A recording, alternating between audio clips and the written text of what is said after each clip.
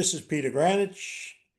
It isn't often that not enough that I get to talk not only to you about our alternative traditional financial planning group based in Wall, New Jersey, where we have over $1 billion under management, but I get to have my partner for 25 years join us, David Suki. David, welcome again. Hi, Peter. Always great to see you. Good afternoon. Yeah, we don't do enough of these, and I felt it was necessary because we do a good part of, first of all, our David and I have been together for 25 years. We have clients throughout the United States. We can only do business with United States citizens and residents of within the 50 states. And a good portion of our clients, probably more than the typical planning group, are small to mid-sized business owners. So we've had the luxury for all of that 25 years to start to really appreciate how to handle the proper strategies of exiting business ownership. But like everything else, if a business owner waits too long and starts thinking about it only when they're serious about exiting, Yeah. the avenues open to choose to maximize the value drops dramatically. So what we want to do today is we're going to record a video. I'm going to ask the typical questions that we end up asking potential clients and business owners. Dave is going to respond as if I was the person that was potentially the business owner. And then after this, if you are someone seeing this that would have further interest, I would encourage you to reach out to me and then we can take it from there. So, Dave, without further ado, I got a bunch of questions. The good news for you is none of them are regarding about what are the New York Jets going to do this Yeah, year. that's probably good, Pete. Yeah, wait, it's preseason. This is our good time, Pete. Well, just to keep you on the right side of a smile, I figured I'd leave them out and we'll Yep. go right into the business part. Okay, so I guess the first question I came up with is the typical one. When do you want to sell your business? Yeah. It's such a great question. So, Peter, as you know, like we're spending more and more time with the small business owner and the mid-sized business owner. And I don't know if people are aware of this. There's more privately held businesses in this country now than public. So years ago when you started in your days on Wall Street, there were more publicly traded companies than private, right? And now there's almost 60% more privately held businesses than public. So there's so many people out there who've put their life's work into was owning a small business. And what I've learned is it's like a family member. It could be like a child, right? So that question is so important because most business owners don't necessarily think in that manner until they get to a phase in their life where something's occurred where they want to exit or they feel like they want to transition into a new career or they just want to get an event where they liquidate the company and get a large sum of money. Yet the real mindset around that is I would recommend all business owners start thinking today about when they want to sell their business, even if they're just starting their business. So one of our mentors taught me many years ago, very successful business owner, Peter, said to me, David, I started the day I started my business, the day I started about how I'm going to exit my business, and that was 25 years ago. So there's never a too soon of a time, but there can be, and typically is too late of a time because you miss you miss opportunities and you can miss out on significant dollars if you're not careful. Okay, so that was going to be my second question. When should you sell a business? So I'm going to go to my third one. And I hear this a lot when we ask them, and it's vague normally the response. Do you know how much your business is worth? And how did you arrive at that number? Yeah, it could be, hey, this is what I think. Well, I think my business is worth this.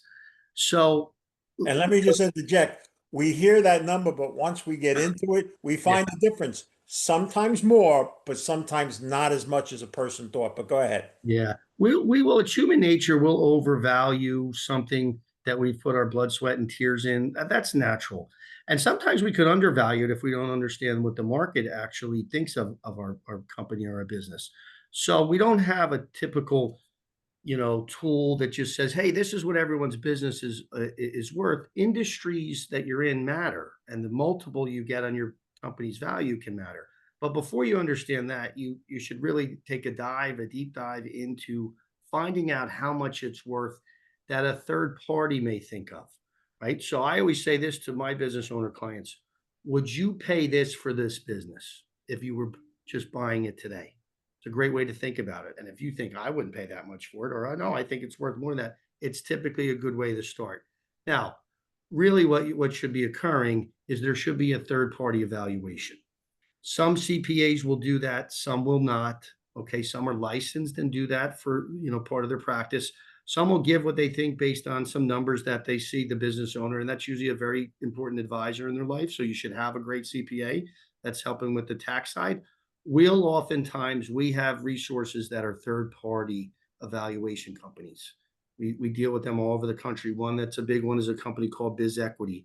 That's all they do. They are like the Zillow of businesses, where you can provide tax return information, you can provide some answers to some questions, inventory, and they figure out what your EBITDA is and then what's your industry. They have the ability to know what each industry multiple is, because what the reality is you're selling your company for its cash flow.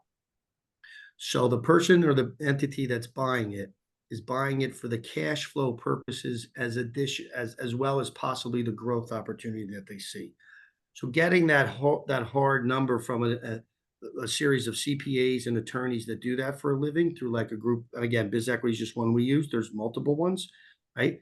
They give you a good report of, well, at least to have a baseline, Peter, of what it's worth, right? So you can now start a negotiation with either the potential buyer, and you have a baseline to start with.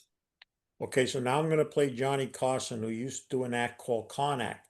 He would read the answer before he would open the envelope and say the question. Okay. I know what most people's answer to this question is, and it's no. And the question is, do you have a succession plan in place? Yeah. Most of the owners that we see and the partners that we see do not. Right. And when they ask you, and you ask, well, what do you mean by succession plan? So I share with them, at some point you're going to exit the business. Do you know what that looks like? How do you want to exit? What would be the ideal exit? Right. You've worked your whole life in this, right? Now you want to have the end, or the transition. I like to say it's not really an end, it's a transition. And are you prepared for what that looks like? Right. And a succession plan is putting in a plan years ahead of time that allows the steps, and I'm going to share with you in a few minutes a process, a framework that we use with clients that walks them through a timeline of how the succession should work. And the succession may be this, Peter, and you've seen this, right? Businesses are sold one a variety of ways. Family businesses sometimes are sold to family. Right? Now, the reality a lot of times in that transaction is the second or third generation, typically the business does not do as well. Right? If you look that up, if you go back, sometimes it does, but a lot of times it doesn't. A lot of other businesses, the way that they can sell is a key employee, someone who's worked with you for years and is that key person, and they want to now own the company, right? A lot of those folks don't have the means to necessarily write a significant check up front. So there needs to be planning done to help them succeed you, right? And so that you get paid and they succeed, right? And then you have private equity is the number one buyer of small businesses in the marketplace right now. If you look at the numbers of private equity, and Pete, you see news every day, right, of companies being bought, that make the news. There's companies being bought that don't make the news. And I'm not talking about just 100 million or billion-dollar companies. It could be a 10 million or $20 million company. That's significant money that's being sold to a third party. So the different things that you do, and we'll get into this in terms of whether it's what I refer to as an inside sale or an outside sale. There's a different way to set the table for yourself to maximize the money that you get out of the deal, which is ultimately, I think, what most of our business owners want is maximize what they get out and still have the business go on and succeed. Yeah, I think that's important. I don't want to take away from what you're going to share, but learning this for a lot of years now is there can be a significant difference whether it's to an inside or an outside, what you may end up at least now or down the road and all. So that takes me to this next question that I came up with you because when we do meet people, especially when they're younger, they'll say, "No, I'm not concerned about it, my selling my business. I plan on having it for 10 or 20 more years." And the question we always like to ask then is, well, how do you then continue to build and optimize the value of your business? Which when we show them that, what they can be doing while they own the business to make it worth that much more when it comes time to sell. Yeah. Yeah, very good, very good. So if you understand the bottom line, and the term that's thrown around from an accounting perspective is EBITDA, right? So that's important to know. You should be doing that every year for your business, right? Your accountant should be helping your financial advisor or coach. We'll look at those numbers, and you should be trying to figure out, if I am going to eventually position myself to sell, where am I driving my investment money in my company to allow for me to grow my EBITDA? Because most of the people that are buying the business are going to look at a multiple of what that number is, right? If it's a $10 million number, it might be a four multiple in the industry. It could be as high as, I'm involved in deals right now, 8 to 10 of that number, right? But if you don't know that, you may be driving money into your business in areas that don't move the needle there, right?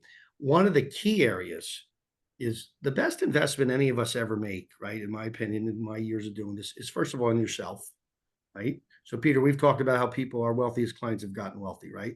Number one, they've invested in themselves. Number two, they're privately held business owners. This is the topic we're talking about today, right? So, and then number three, they usually invest in other people. So, if you want to invest in you don't have a business. I learned this many years ago too. You have a job until you have something in place that when you're no longer there, it keeps going. Now you have business, right? But so the difference for a lot of owners is we're talking about how to get them from having a job to eventually owning a true business if they don't already. And then once they own the true business, how to invest in their key people to drive what I call the KPIs, key performance indicators of the companies, so that they continue to grow that EBITDA, which will only continue to help them when the day they put it on the market or sell it to somebody, that it's worth as much as they can get for it. Yeah, and when it's a small family-owned business, they try to stay too much hands-on and try Yes. to do too much themselves, which is always the all right. So now we have someone who's possibly considering selling their business. We don't know exactly when, but this is always an important question. Do you know who are possible candidates to buy your business? Yeah. Yeah. Who's the audience? Right, Peter? Right. Who's the audience? Right. So the reality is there could be a variety of people interested in the business. Right. So one, you have to have good conversations and identify, if it is a family member, what does that look like? There's strategies to transition businesses, right, to family members through gifting techniques, estate planning, stock, voting rights, non-voting rights, all those things. And I'll get into a little more of what that means. Then there's key employees. Then there's the marketplace, a competitor. So there's some industries right now, right? I'll give you one that's really hot: heating and air conditioning, HVAC, right? It's a very hot market right now. I'm involved in several companies that are being bought out by either bigger competitors or private equity likes those cash flows of those companies. Security, IT security, another big industry, right? So who's the players in your industry? And if you don't know, go out and do some homework. Okay. There's brokers out there that you can hire, right? That can bring potential buyers to the table, right? That's available to you as well. But the idea of knowing where and who is available to me is so important versus showing up one day and saying, "Hey, I'd like to maybe sell this thing," and now you're trying to figure it out at the last minute, and that's usually too late. One, they don't get a little edgy when you ask them this. I Hmm. believe anyway. Um, when you say, well, do you know how potential buyers value your business? Because they always value, they tend to value it the highest versus what other people may. But Yeah. so that's the Yeah. question we ask as well. Do you know how potential buyers are going to value your business? And here's a great exercise for business owners: go out and put yourself in the market to be a buyer. Not that you have to buy, but go look at what other companies are doing. Go look at what you think you would buy them for. It's so helpful to know when you're on the other end of that transaction what incentivized the buyer. Look, at the end of the day, what's the way, Pete? You told me this years ago. A good negotiation. What happens? Both people walk away a little bit upset, but they made a pretty good deal. That's usually what happens, right? So understanding what the buyer's eyes, this is something I would teach clients too. Value lies in the eyes of your purchaser. What does that mean? What do they value? You may value your office building, your inventory, your staff. they may value the market you're in. They may value the upside of what they see the industry's doing. They may value where the business is located. They may value the fact that if they're private equity, you own a business that they don't have an interest in yet, so they're diversifying their assets. Private equity does the same thing that we'll teach private investors. Diversification is important for them, right? So they're a lot of times looking for different types of businesses. So when economies shift, that they have cash flows coming in and they're going to put their touch on it. And they're definitely private equity anyway is going to be more mathematical and accounting driven than human being and let's say personalized driven. That's the hard thing I think for the owner when they go that route is the business does go through significant changes usually. All right, I'm going to do Connacht again. And normally the answer people give when they ask the following question is business brokers. And the question is, do you know the different strategies available to sell your business? Yeah, yeah. So most business owners don't, Peter. So I'm going to share my screen. Um, we'll use education tools like this, right, to just share ideas, right? Right. So Peter, you can see that, right? A Yep. framework, you know. So here's a framework, and here's how we're going to get to identify who the possible candidates are. So step by step, we created a 7-step process. And step one was simply number one, create and clarify exit objectives. Timing, that leads us back to our first question. Okay. Post ownership, how am I getting paid? Okay. And then who is my really desired successor? Do I want it to be someone that's worked for me? Do I want it to be a family member? Do I just want to get the most money I can out of it? Right. And that, then that's going to go to the highest bidder. Like those are important. There's an emotional side of this too, which is when you select the path you go down, you carry that emotion. Think about, and Peter, you deal in the world, right? You deal in the money management world. Think about if you're buying a stock and how emotionally tied you could be to that, and yet you don't run or own the company. Now, this is your biggest stock, and you've run and owned it, so the emotion around it can be very, very interesting. Step two is what we talked about before, which was value. Get a benchmark value, get the cash flow projections, right? Get what your current personal assets are. There's a marriage here that needs to occur in this conversation. Personal balance sheet, business balance sheet. Right. So before I even identify where I want to sell or how I want to sell, how do those two work together? You need to understand there needs to be integration, coordination. Peter, you oftentimes will tell people we're efficiency experts, right? Big efficiency here is how am I managing two balance sheets to harmonize and work together, right? Step three is that growing the business value, right? But what am I doing there? How am I retaining key employees, right? How am I minimizing my taxable income, right? The interesting thing about the sale, if I'm going to do step four, which is sell to an insider, key employee, a management team, a family member, I actually want to, in a way, have my business value be lower than higher. There's strategies and way I can transfer my ownership and get more equity out tax wise, because this is a taxable event, right? To my insiders than I can to my outsiders. So there's a difference, right? Selling to an outsider, I want the most bang for my buck. I want it to be worth as much as possible, right? I said private equity, a strategic buyer, or there's something in the marketplace that clients are learning about called an ESOP, right? Which is employee stock ownership plan, where it's a third party transaction, but owners can be employees through a retirement plan, right? So a lot of these are popular now. In addition to 401ks, where owners are setting up plans years ahead of time, putting money into retirement accounts, getting deductions for it, but it's a way for them to exit one day with a large check and the owners become the employees or private equity buys out the retirement plan and everyone gets paid.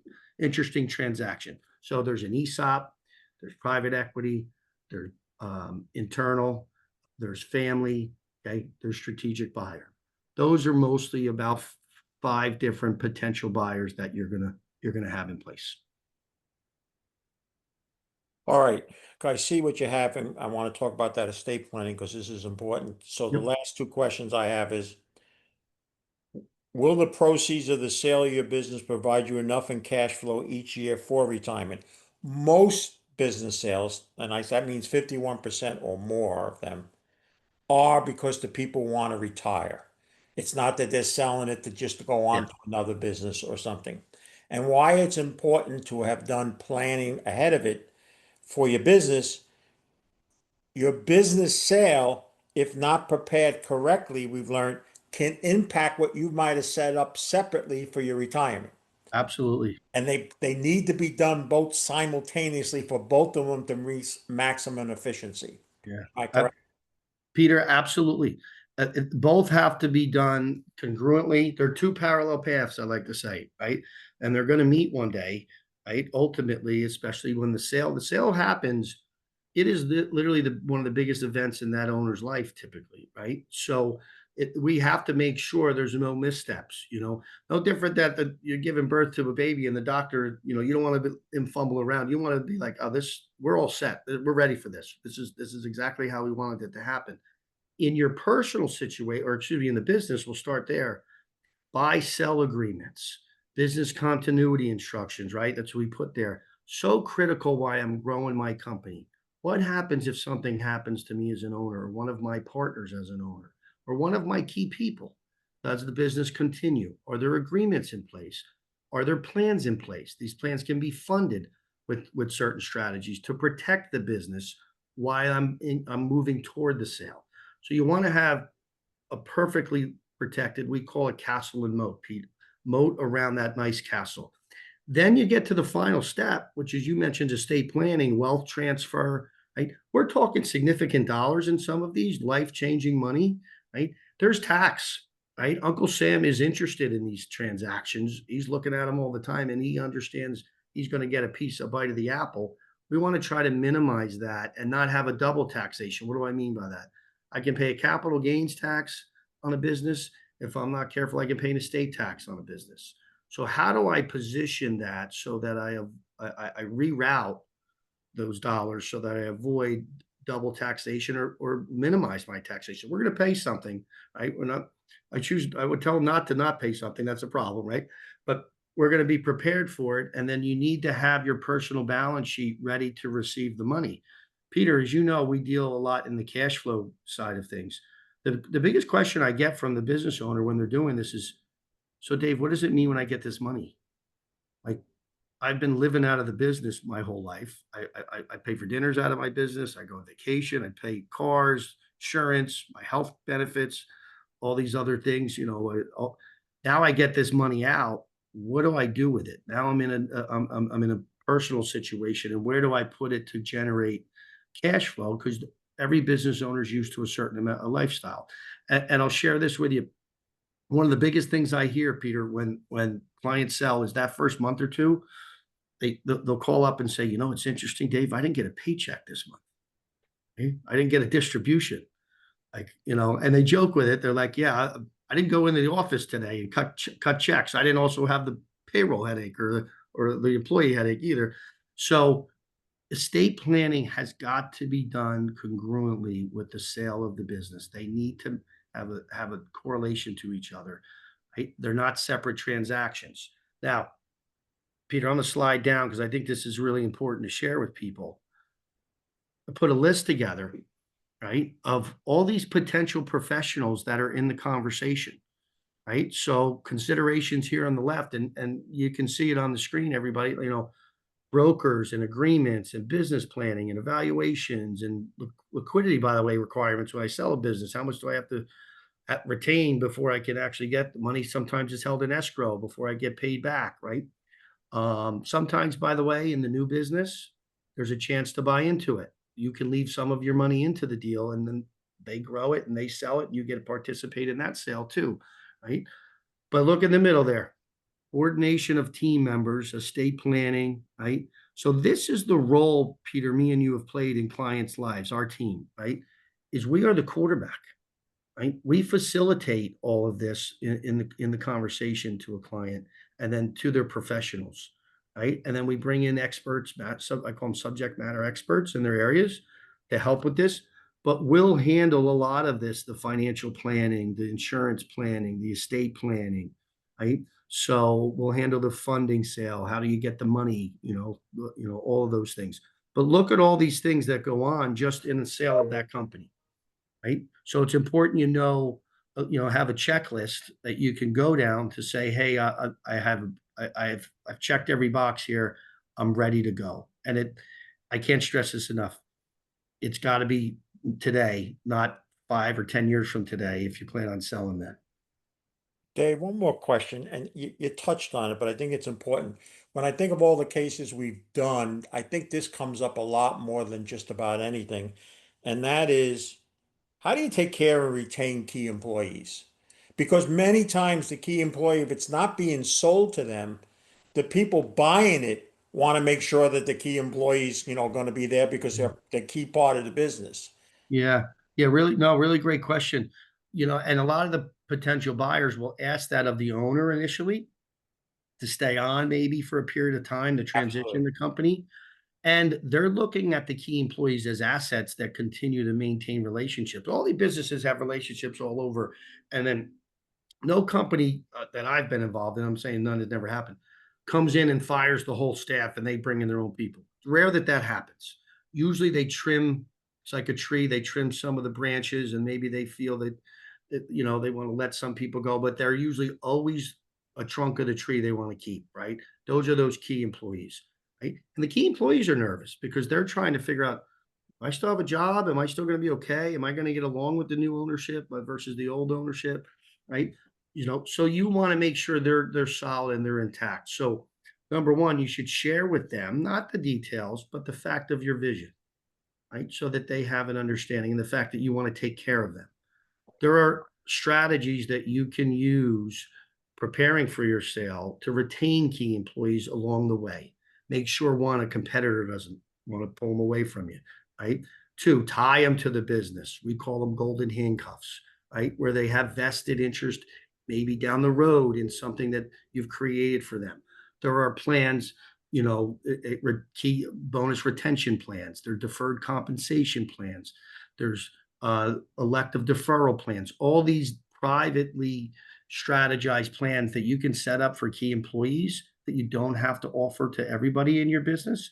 But oftentimes, when you do this, you retain them because they feel, I like to say, they feel the love, but they see the dollar value in this. And if they leave, they're leaving this money on the table and you get repaid back. But if they stay, it's well worth the investment and you get some tax benefits as an owner for doing it. Right. So keep those key employees by tying them to the business through some sort of private arrangement that you've set up with them, right? And retain them. All right, so there's a lot more to this. I think it's given you enough if you're a small to mid-sized business owner, whether you looking to exit fairly soon or a long time away. It's something we have a real good handle on. We've done it for a lot of years. We have a lot of references and referrals, and obviously we would entertain discussing it further with you. And you can do that by reaching out to me, and we'll go from there. And of course, that will then include an introduction to Dave. And as long as it's not December and the Jets are out of the playoffs, he should be in a good mood. Yeah, that's correct. Well, usually by then I'm over it. So the good thing is it's That's true. mid-October is where it hurts the most because you realize it's over. So, but yeah, that's the norm, Pete. That's why I love what I do because I can help people and be happy around them. I don't have to rely on the Jets to do that. Yeah. That's true. All right, David. Thank you very much. Great to see you, Peter. Talk to you soon.